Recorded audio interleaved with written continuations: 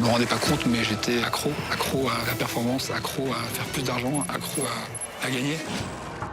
It won't add up. It won't make sense. But like every story about this country, there's a ghost story. This could destroy the Imperium. We must act.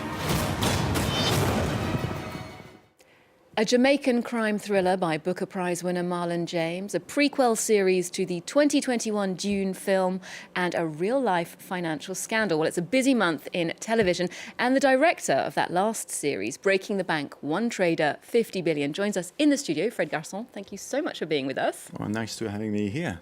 And Dheepthika Laurent is here as well, as always. Hi, Dheepthi. Hi, Olivia. So we're starting with this French docu-series based on real-life events. Jerôme Kerviel. This is out on Max. Yeah, that's right. And Fred, we can't wait to get your thoughts on the series in a minute. We'll chat to you, but let's just give you a reminder of the story first. It takes us back to 2008. The French bank Société Générale discovering that their junior trader, Jerôme Kerviel, had spent 50 billion euros of the bank's money in unauthorized market trades that he had then covered up over a period of several months. His defense in court was that he was part of a system that allowed him to make these risky bets as long as they paid off. The bank said he was a lone wolf, that he was acting on his own, and they actually successfully sued him for 4.9 billion euros in damages that he didn't pay in the end. He was given a 3-year prison sentence for breach of trust, forgery, and entering false data into computers, but he only spent about 100 days of that time before being released with an electronic bracelet. Now, in this new docuseries, Jerôme Kerviel and his former Société Générale colleagues, superiors, they give us their version of events. Ah, fascinating bit of their perspective. Well, let's take a look then at Breaking the Bank, One Trader, 50 Billion. Comment un trader débutant a pu jouer plus que les fonds propres de la banque? Forcément, il se passait rien toi qui gagnais. Ça me paraît impossible que personne n'ait rien vu. Jérôme Kerviel. On est sur un combat médiatique là. C'est mon dossier, je reprends mon destin en main d'une certaine façon. Les Français étaient derrière lui. J'ai cru que ma famille c'était la Société Générale, que je me suis planté. Well, Olivia, as I said, Fred Garson, he's a director of the series. Hi, thank you so much for being here. Now, this story has been well documented. Why was it important for you to make this docu-series? Well, the original idea came from Max, actually, from HBO. They had a contact with Jerôme Kerviel, and they didn't know how to approach that story because a lot of his story has been told in the past through press, through TV, but they wanted to do something about it. So I knew pretty well the case. I followed as a citizen, as a reader on TV over the nearly 16 years of the affair, and I was really interested in that. In the past, I've done like a political series or political thriller, so it's really something that is exciting for me. So I met Jerôme Kerviel, and he was apparently willing to talk a lot, but I wanted to do a very neutral. I wanted to plunge inside and to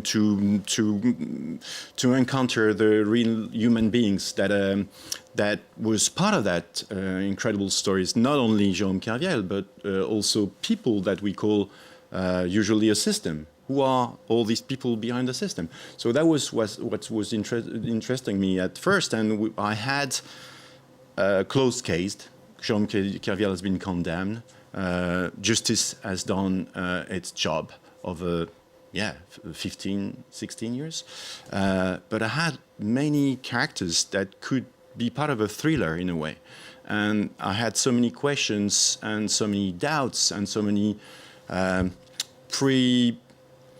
concise conclusion that I wanted to unfold, actually. And as we said, this story hit the headlines in France. It was a massive scandal, but it also resonated around the world. Why do you think internationally people were so fascinated by the Jerôme Kerviel story? Those cases are so rare. in the past, there were like a few in the UK, a few in the US. In France, not really. And it's a very specific case because it's not a basic rock trader case. Jerôme Kerviel didn't... He didn't fit the profile, did he? No, and he didn't get away with money. He didn't...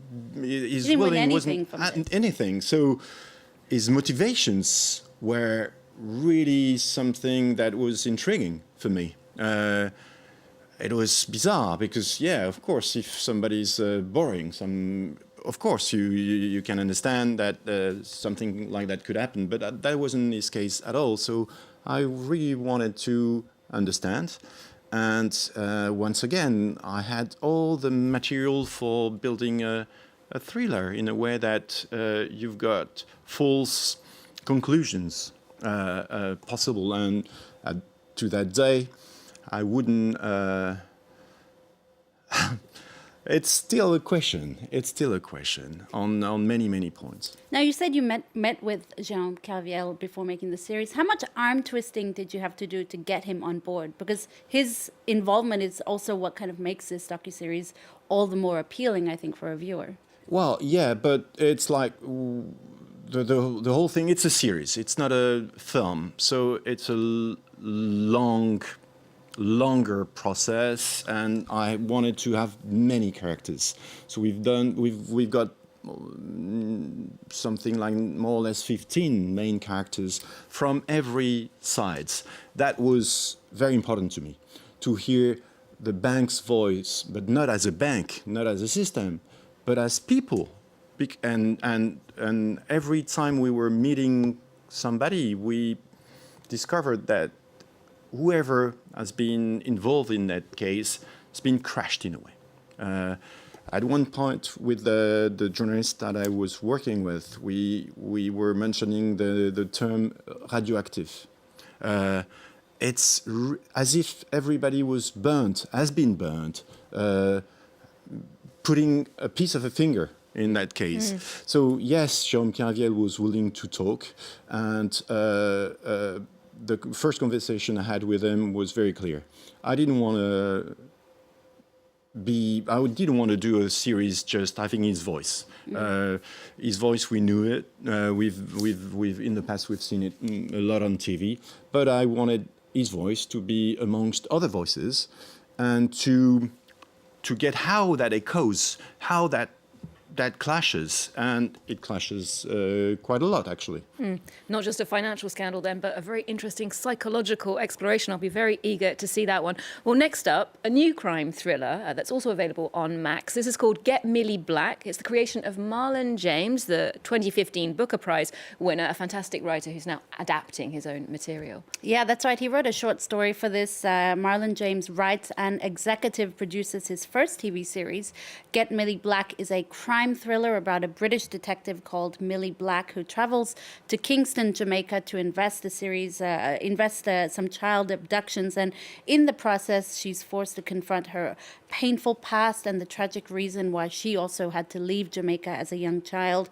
The series was also partly filmed in Kingston too. Take a look at this Get Millie Black. Why you come back? I'm looking for a boy. You expect to find this one alive, detective?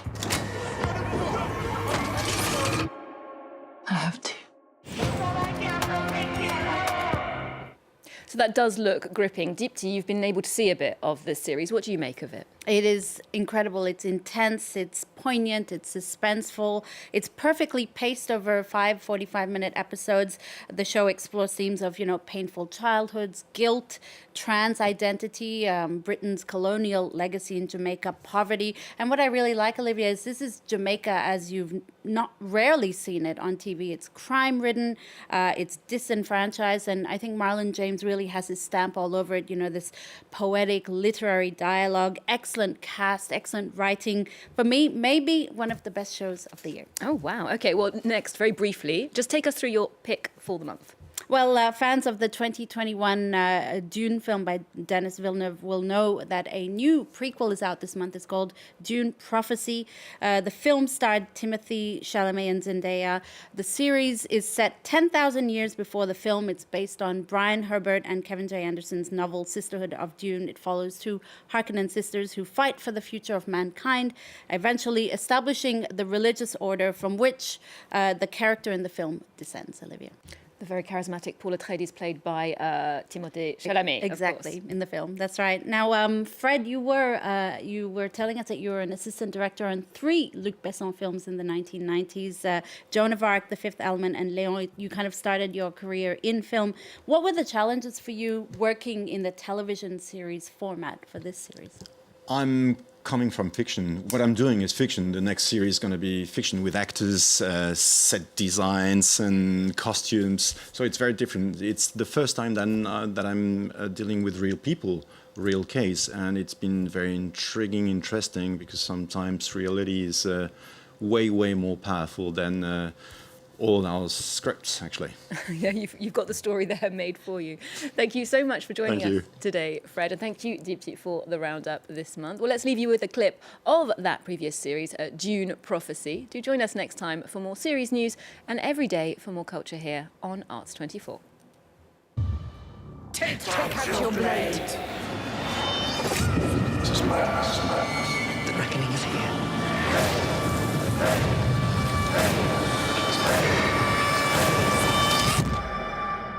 I run a school for young women. We're not a threat to anyone.